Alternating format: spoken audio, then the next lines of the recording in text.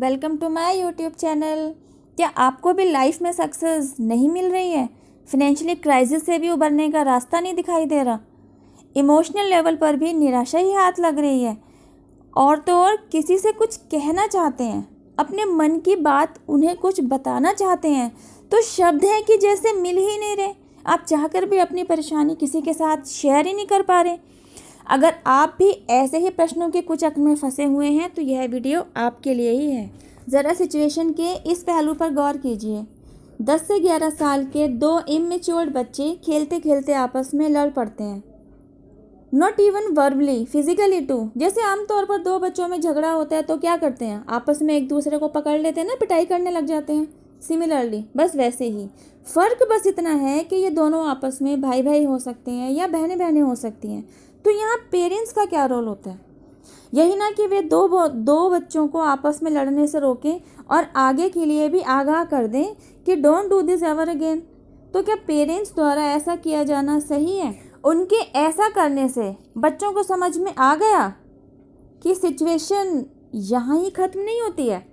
दोनों में से एक बच्चा पेरेंट्स को बुलाता है, मम्मी मेरी बात सुनो, मुझे आपसे कुछ कहना है, मैं आपसे बताना चाहता हूँ या बताना चाहती हूँ कि हमारा झगड़ा क्यों हुआ। लेकिन मम्मी ने उसकी बात सुनने से मना कर दिया।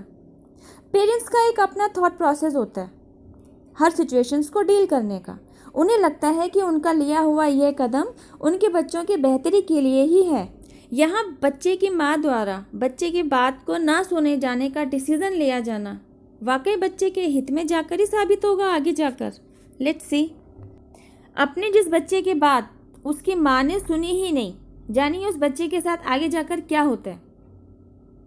उस बच्चे की अपना पक्ष सामने रखने की क्षमता में धीरे धीरे कमी आने लगती है, क्योंकि वो अपनी बात किसी को बताना चाहता है और सामने वाला है कि उसकी बात सुनने को तैयार ही नहीं। तो इससे ये होता है कि बच्चा धीरे धीरे पीछे हटने लगता है। हर सिचुएशन को डील करने का जो जज्बा बच्चे में पहले से होता है वो धीरे धीरे मरने लगता है। उसके कॉन्फिडेंस में कहीं ना कहीं कमी आ रही होती है जो उसे खुद नहीं पता होती। आप समझ सकते हैं, एक या दो ईंटें लगा देने से ही इमारत तैयार नहीं होती है। अगर इमारत बनी है तो इसका मतलब है कहीं ना कहीं अनगिनत ईंटों का इस्तेमाल किया गया है।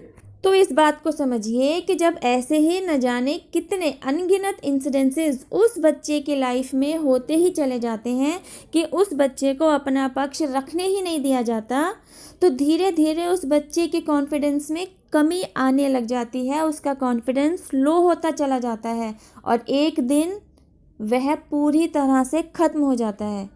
अपनी बात अपनों के ही सामने रखी जाने की क्षमता में कमी आने के पीछे का मुख्य कारण भी एक या दो हाथ से होना नहीं है, बल्कि वहाँ भी न जाने ऐसे कितने ही इंसिडेंसेस उस बच्चे ने फेस किए होंगे कि उसने अपनी बात अपनों के आगे रखनी ही छोड़ दी। क्यों ऐसा होता है ना, कई बार आप कुछ कहना चाहते हैं पर आपको सुना ही नहीं जाता। तो जो बातें आपने कही ही नहीं, आप वो बातें कह ही नहीं पाई, क्या आप जानते हैं ये बातें कहाँ चली जाती हैं? ये बातें कहीं नहीं गई होती, ये बातें आपके अंदर ही होती हैं और आपको इस कदर खोखला कर देती हैं कि आप लाइफ में आगे आती रहने वाली सिचुएशंस के साथ पॉजिटिवली डील करना ही भूल जाते हैं। आप जैसे कि कुछ समझने और सोचने की स्थिति में ही नहीं रह जाते। चलिए इसी बात को एक साधारण से एग्जाम्पल के तहत समझने की कोशिश करते हैं।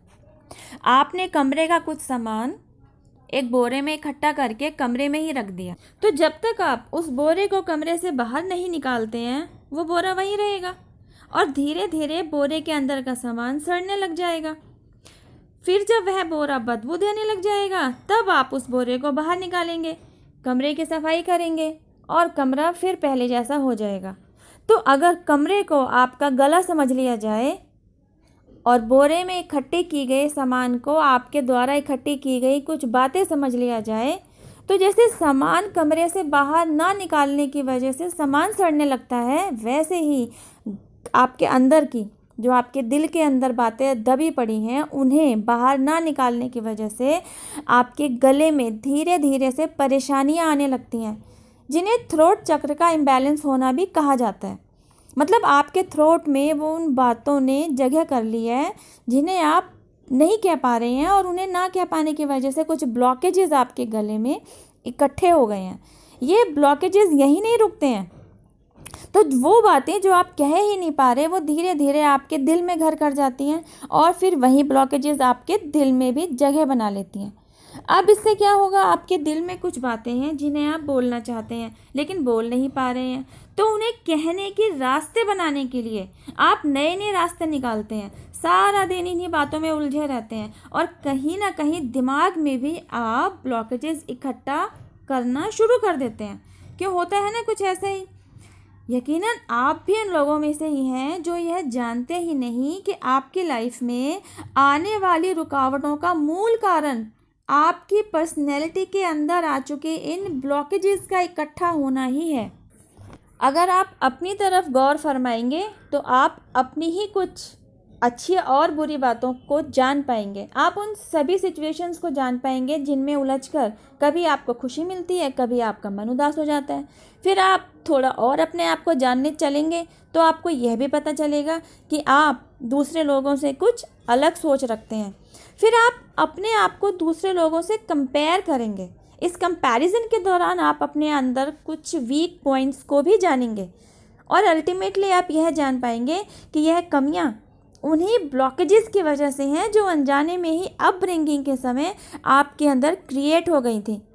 गाइस, मेरा यह डिफरेंट वीडियो बनाने का उद्देश्य सिर्फ इतना ही है कि आप अपनी सेल्फ ग्रोथ के लिए इतनी मेहनत करते हैं और फिर भी सक्सेस हाथ नहीं लगती है, तो ज़रा अपने आप को सेल्फ रियलाइजेशन मोड पर डालिए और देखिए आपके अपने अंदर उन ब्लॉकेजेस को जो आपको बाहर की दुनिया में सक्सीड होने से रोक रहे हैं।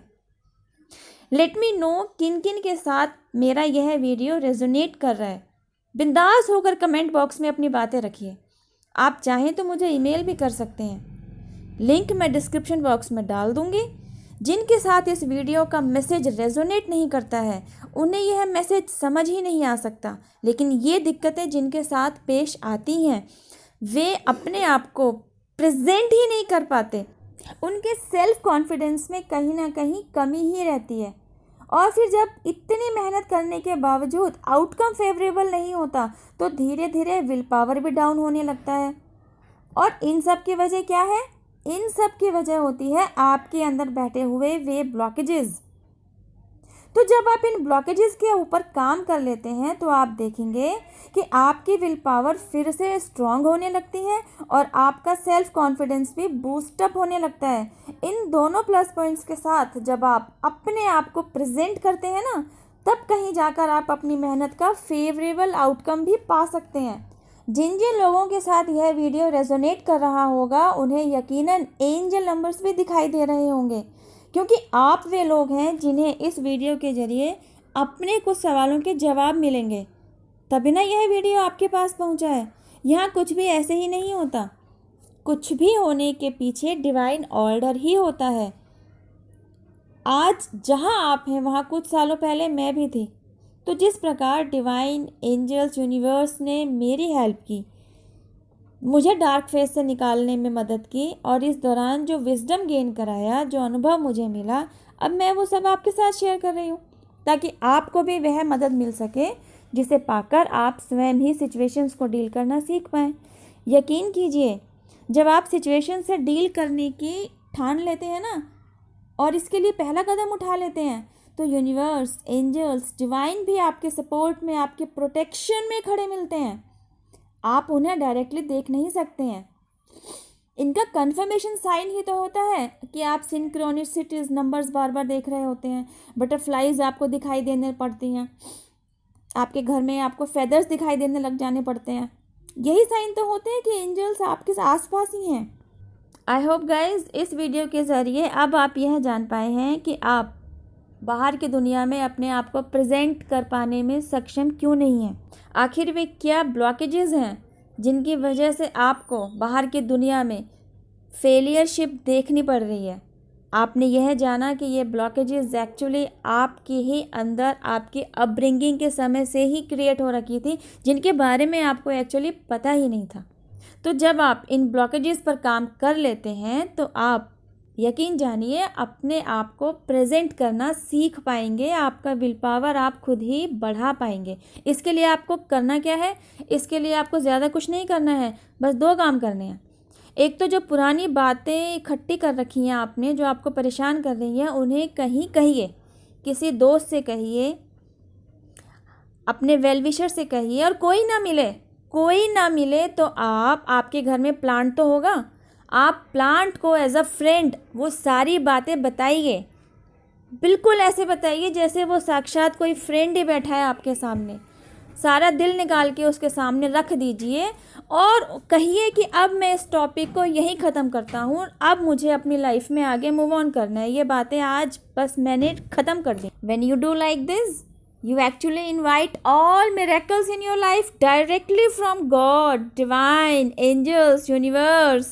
तो जब इस मैजिक को आप अपनी लाइफ में देखें तो एंजल्स, यूनिवर्स, डिवाइन, जिनमें भी आपकी श्रद्धा है, उन्हें ग्रैटिट्यूड ज़रूर दें, उन्हें अपना थैंक यू ज़रूर कहें। अब मैं आपसे मिलती हूँ मेरी नेक्स्ट वीडियो में। टिल देन हैव पेशेंस, सबा खैर, जय माता दी, टेक केयर, बाय।